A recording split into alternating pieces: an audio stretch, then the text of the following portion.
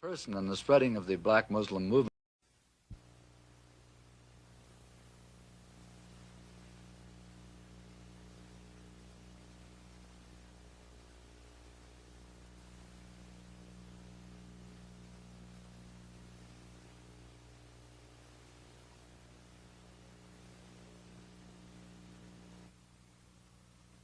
Good afternoon.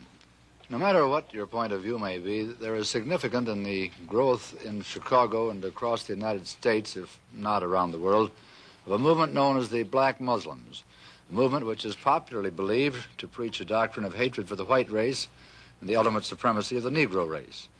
The headquarters of the Muslim movement is here in Chicago in the 5300 block of South Greenwood, and its leader now is known as Elijah Muhammad. He's in residence here. The most active person in the spreading of the black Muslim movement is Elijah Muhammad's second-in-command, who calls himself Malcome X. And Malcome X is our guest today on City Desk. Across the desk, our panelists this week are NBC newsmen Charles McCune, Floyd Calver, and Len O'Connor. And Mr. X, may I begin by asking you, if you will please, outline for us the platform and policies of the Muslim organization. Well, the platform that the Honorable Elijah Muhammad, our religious leader, stands upon is the platform of complete freedom, justice, and equality for the 20 million black people, or so-called Negroes here in America. And he teaches us that because of the seriousness of the condition that our people now find themselves in, that it's absolutely impossible to solve our problems with means other than religion. And he teaches us that the religion of Islam is the only religion that will instill within our people the incentive to stand on our own feet. And instead of trying to force ourselves upon whites or force ourselves into the white society or blame the white man for our predicament and constantly beg him for what he has, he says that the only way that we can solve our problem is to unite together among ourselves, among our own kind, clean ourselves up, rid ourselves of the evils that we've become addicted to here in this society, and try and solve our problem ourselves. And I referred to the popular belief that the Muslims preach a hatred for the white race. You do not subscribe to this, then? No, I've never heard the Honorable Elijah Muhammad teach or preach hatred for anyone. He preaches hatred against evil, against drunkenness, against dope addiction, against poverty, and against having to beg for the things that a man is supposed to have. But I've never heard him teach us or any of his followers hatred toward any human being. Do you think that some of his followers possibly then have misinterpreted the word that they've heard and follow a practice of hatred for the white race? I don't think that any Muslim practices hatred toward anyone. We have businesses around the country that are patronized by whites, and we have many businesses here in Chicago, and our customers are white as well as our own kind. And a white person can go into any of these places of business, and he'll have to admit that he is treated with more respect, and he finds more dignity there than he will find among the so-called Negroes who profess to be teaching love for everyone. Twice you've referred to the Negroes, the so-called Negroes. You find some fault with this description, yes. I gather. Mr. Muhammad teaches us that Negro is a term that was applied to us during slavery by the slave master. And right today, it's a term that is used only to point out the descendant of slaves. It's never used for black people, period. Africans can come to this country. They aren't called Negroes. And if they are called Negroes, they resent it. So if Negro meant black, as we've been taught, it would be a term that would be applicable to or pliable to everyone. But he says that it is something that means a slave, or something who is, it means something that has been left out of society, politically, economically, educationally, and otherwise. You don't think of it as an anthropological term? Definitely. It's not an anthropological term, it's a slave term. And it was a term that was invented in America and was used by the slave makers, slave traders, and slave masters, and attached to the property or the chattel or merchandise that our people represented in that particular day. Mr. O'Connor. What is your real name? Malcome X. Is that your legal name? As far as I'm concerned, it's my legal name.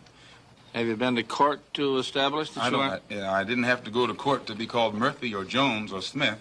excuse me for answering you this way. That's If all a right. Chinese person were to say his name was Patrick Murphy, you would look at him like he's insane, because Murphy is an Irish name, a European name, or the name that has a Caucasian or white background. And a yellow person, Chinese is a yellow man, and he has nothing to do or no connection whatsoever with the name Murphy. And if it doesn't look proper for a person who is yellow or Chinese to be walking around named Murphy or Jones or Johnson or Bunch or Powell, I think it would be just as improper for a black person or the so-called Negro in this country, as we're taught by the Honorable Elijah Muhammad, to walk around with these names. And therefore he teaches us that during slavery, the same slave master who owned us put his last name on us to denote that we were his property. So that when you see a Negro today who's named Johnson, if you go back in his history, you'll find that he was once, his grandfather or one of his forefathers was owned by a white man who was named Johnson. If his name is Bunch, his grandfather was owned by a white man that was named Bunch. Would you mind telling me what your father's last name was? My father didn't know his last name. My father got his last name from his grandfather, and his grandfather got it from his grandfather, who got it from the slave master. The real names of our people were destroyed during slavery. Was there any line, any point in the genealogy of your family when you did have to use the last name, and if so, what was it? The last name of my forefathers was taken from them when they were brought to America and made slaves. And then the name of the slave master was given, which we refuse. We reject that name today. You mean you won't even tell me what your father's supposed last name was or gifted last name was? I never acknowledge it whatsoever. Let me ask you about the status of Elijah Muhammad. First of all, is he ill? I spoke to him today. He is in better health than he has been. He's suffering from asthmatic bronchitis. Is that why he didn't attend your rally on last Tuesday? Yeah, the only reason that he didn't attend was his ill condition, and the weather here, especially on that particular day, was of such nature that it would have been almost insane for him to come. Well, now, did you hold that meeting last Tuesday because it coincided with the general election, the primary election? I think if you study the history of Mr. Muhammad's work and religious work in this country, we've had our convention on February the 26th every year for, I think, the past 33 years. Well, now, while you don't care to discuss your former name or the name that the slave master gave to your antecedents, it is a matter of record that Muhammad's last name was Poole, Elijah Poole. No, that's the name that his slave master gave to his grandfather or great-grandfather, but that's not his name. Well, his mother and father thought when they called him Elijah Poole that was his name. They didn't know any better. Well, if they didn't know any better or not, they thought that was his name. Yes, sir, but sir... So what I'm trying to find out is when did he cease to be Elijah Poole and get to be Elijah Muhammad? In 1931, I think it was, in Detroit, he was taught the true history of our people and made aware at that time that he was wearing an English name, and by not being an Englishman, he looked out of place. And his teacher gave him the name that he's wearing today, Muhammad, Elijah Muhammad. All right, now when did he become what he purports to be in your literature, the son of Allah? I've never heard the Honorable Elijah Muhammad referred to as the son of Allah. The prophet of Allah. I've never heard him referred to as the prophet of Allah. What do you refer to him Messenger of Allah. All right, the messenger of Allah, and I appreciate the correction. Yes, I mean, he says that a prophet is somebody who predicts the future, and he's not predicting the future, whereas a messenger is someone who carries a message that has been given to him by one who authors that message. Well, now, who gave him the message, and to whom is it supposed to be delivered? Master W.F. Muhammad, the one who taught him, is the author of the message. He gave it to the Honorable Elijah Muhammad, which makes him the messenger. And he's to deliver that message of truth and righteousness to the 20 million American so-called Negroes, which means he's to teach us the truth, which will awaken us, and then show us how to live a life of righteousness, which will automatically qualify us for recognition as human beings by all other righteous human beings here on this earth. Well, now, one other question. With reference to what Mr. Hurlbut asked you a little bit ago, you took a very moderate position of wanting independence without having any hatred for the whites. Do I understand that correctly? Hatred is not involved in it whatsoever. Well, I recall in a recent plane crash, 2 or 3 years ago, or less than that, a charter flight on Air France in which a group of people from Atlanta, Georgia, were, as they say in the business, as they took off from Orly Field. And you were quoted at that time as expressing great gratification that this tragedy had occurred. Do you recall that? I recall it. What did you say? Do you remember? The press misinterpreted it and misrepresented it. What did you say? They said that it was made at a Muslim meeting. It wasn't. It was made at a rally of Negroes, Baptist, Methodist, Catholic, and otherwise in Los Angeles, who were rallying to protest the brutal shooting of 7 unarmed Negroes and what did you by say? heavily armed white policemen in the city of Los Angeles. And because we are a people who have been taught by the Honorable Elijah Muhammad to never carry weapons of any kind, but to get on God's side and rely on God to fight our battles for us, at the time that these brothers were shot down so brutally, I pointed out at the funeral of the brother who died that God would step in and take a hand in giving us some form of justice for the brutal killing of our brother. And when the plane crashed in France, I pointed out to the crowd at this rally that this was an act of God showing his wrath or complete resentment over the brutal form of injustice that had been inflicted upon our poor unarmed brothers. Were you saying that, or do you believe that? At that time, Dr. Billy Graham was in a crusade in Chicago, and the press, your papers here in this city, quoted Billy Graham of also saying that plane crash was an act of God.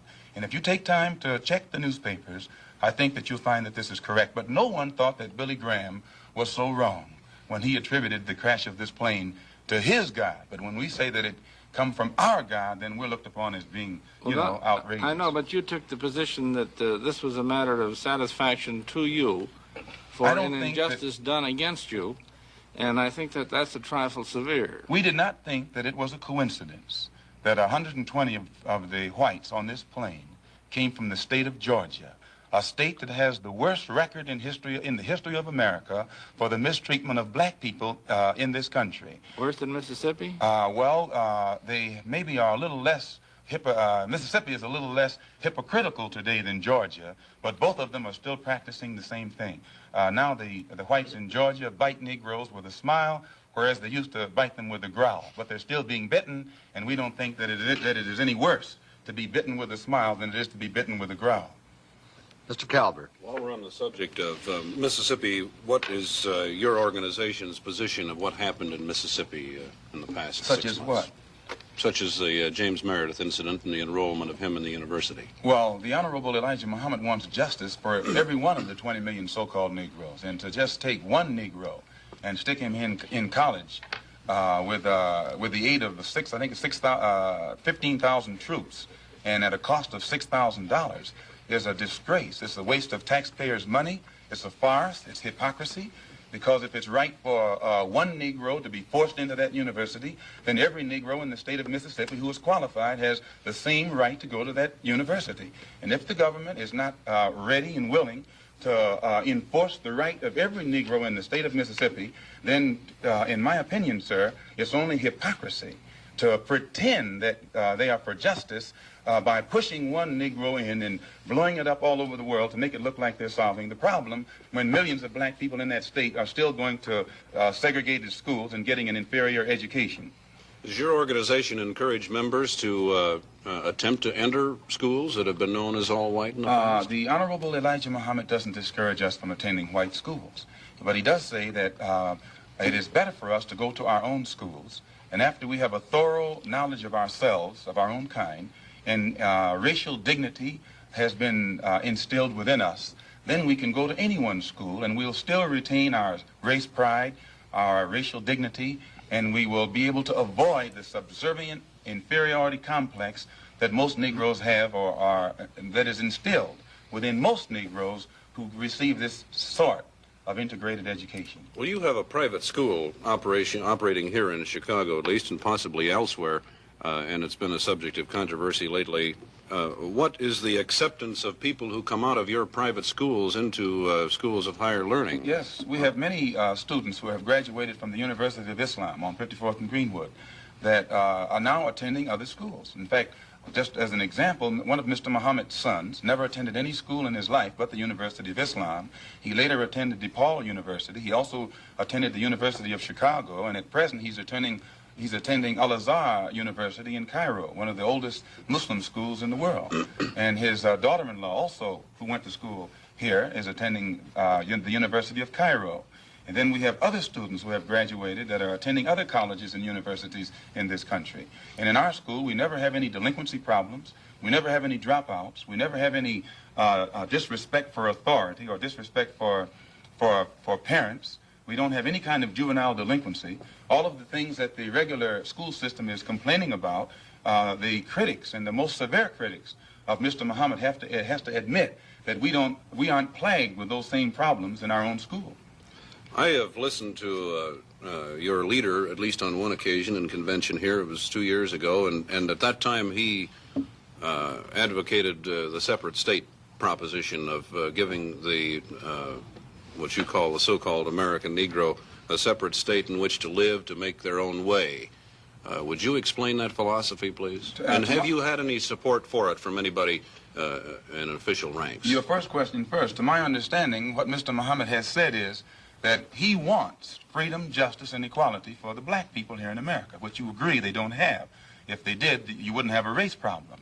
And he says, if America cannot bring about freedom, justice, and equality for our people in this country, then America should allow us to leave. If we can't get along together, we should be allowed to depart and go someplace where we can set up housekeeping for ourselves. Then he says, if America doesn't want us to go back home among our own people, and at the same time they want to keep us here, since we can't stay here and get along together in peace, he says what America should do is separate part of the country and give us a section where we can live, and give us everything we need to get our particular section functioning independently, support us for 25 years until we are able to function independently in a society of our own, and in this way the problem will be solved. Mr. McCune. You say there's no juvenile delinquency. What is the discipline that you Well, number one, excuse me, practice? sir. One of the first things that Mr. Muhammad teaches is you have to set an example if you want others to do right. And he teaches the grown-up Muslims to live a highly disciplined and a highly moral life of high morals. And by the parents displaying the highest of morals in front of the children at all times, automatically this sets a pattern or an example for the children. And in our schools, our children, the emphasis is placed upon the recognition of authority. And by the children recognizing authority and respecting authority, it's easy for anyone who is in authority to teach the child and discipline the child and make the child aware of the importance of living a life in accord with the law even after he grows up. How did you happen to join the Muslim movement? I was in prison. I was a very wayward, criminal, backward, illiterate, uneducated, and whatever other negative characteristics you can think of type of person until I heard the teachings of the Honorable Elijah Muhammad. And because of the impact that it had upon me in giving me a desire to reform myself and rehabilitate myself for the first time in my life, and also being able to see the effect that it had upon others, this is what made me accept it. And plus, prior to hearing what he teaches, I had no interest whatsoever in anything serious or any kind of educational pursuits. And I noticed that after being exposed to the religious teachings of the Honorable Elijah Muhammad, immediately it instilled within me such a high degree of racial pride and racial dignity that I wanted to be somebody. And I realized that I couldn't be anybody by begging the white man for what he had, but that I had to get out here and try and do something for myself or make something out of myself. What has been the growth of the Muslim movement? There are conflicting reports as to how many Muslims there are in the United States. Can you tell us? Well, most critics say that the dissatisfied follow Muhammad, that the unemployed and the oppressed follow Muhammad. And I think you'll agree, the sociologists, the economists, and other experts say that the masses of black people are dissatisfied, unemployed, oppressed, and fed up, so that he actually gets his support at the mass level.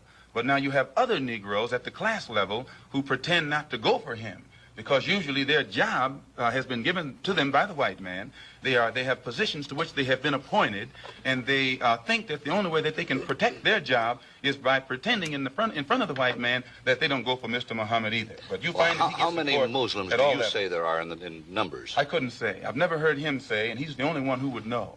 500,000? I couldn't say. I think that anyone who does say is not in a position to know, and anyone who knows wouldn't say. What do you think that the Urban League and the NAACP have accomplished for your people? What's your attitude in toward their them? own way, they have been doing their best to bring about freedom, justice, and equality and human dignity for the black people in this country.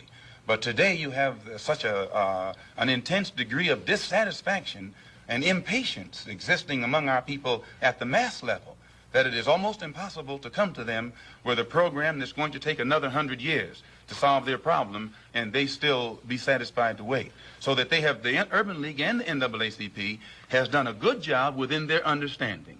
But today it takes more immediate solutions.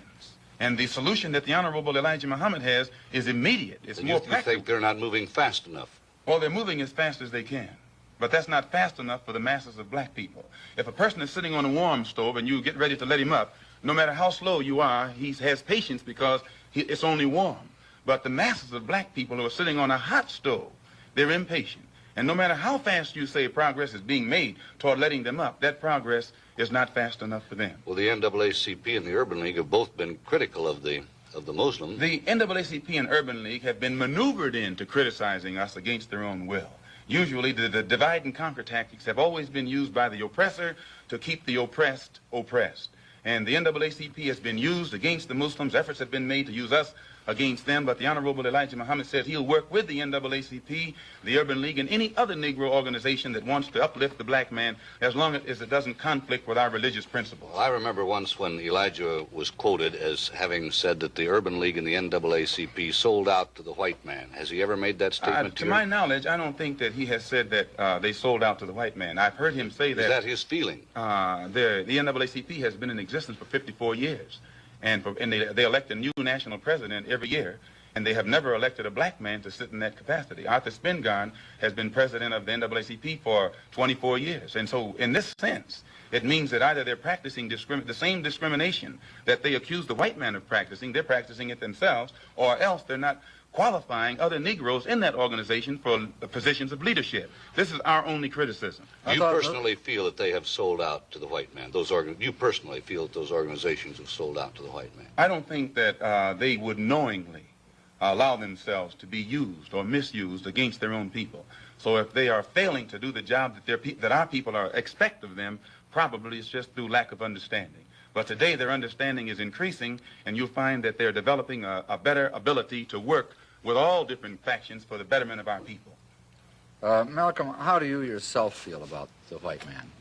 I believe that the white man has done a great injustice to the black man in this country by having kidnapped our people and brought us here and down to the level that we're on today. And today, instead of approaching the factors that their original mistake has created, instead of approaching these factors objectively and realistically, the greatest sin that they're doing now is trying to pretend that they never committed a crime, that they never did any wrong.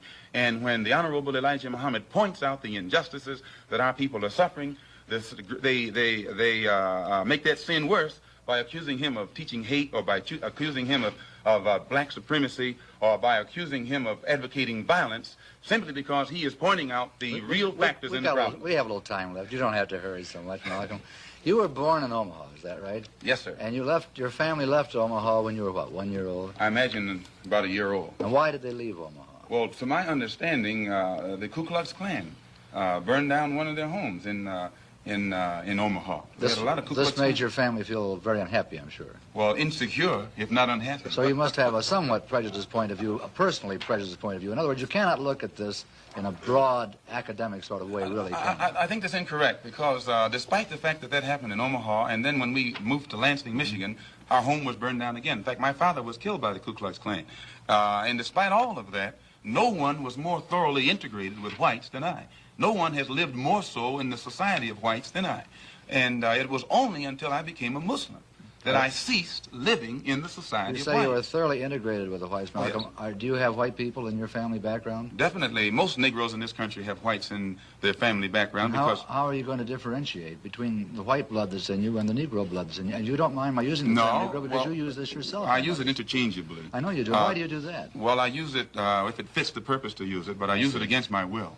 Do you? But I use it against my... You used it voluntarily in describing the incident in Los Angeles. Still, I use it against my will. I guess the teachings weren't thoroughly inculcated. No, but when I say to you that the cops in Los Angeles shot down 7 unarmed Negroes, every Negro in the audience knows what I'm talking about. But when I say that they shot 7 Muslims, then a lot of the Negroes don't realize that suppose you said 7 colored people, because you say you used the term colored people. If you said... I don't think I used the word colored on this program. Yes, you did. You did when we started. Not colored. I think so. Black people, I'm sorry. You did Black. say black. Well, we can use black, and that fits everybody. Okay. But, sir, the black... Now, let me get back to another point that you made. You said that you go back home. Now, what do you mean by back home?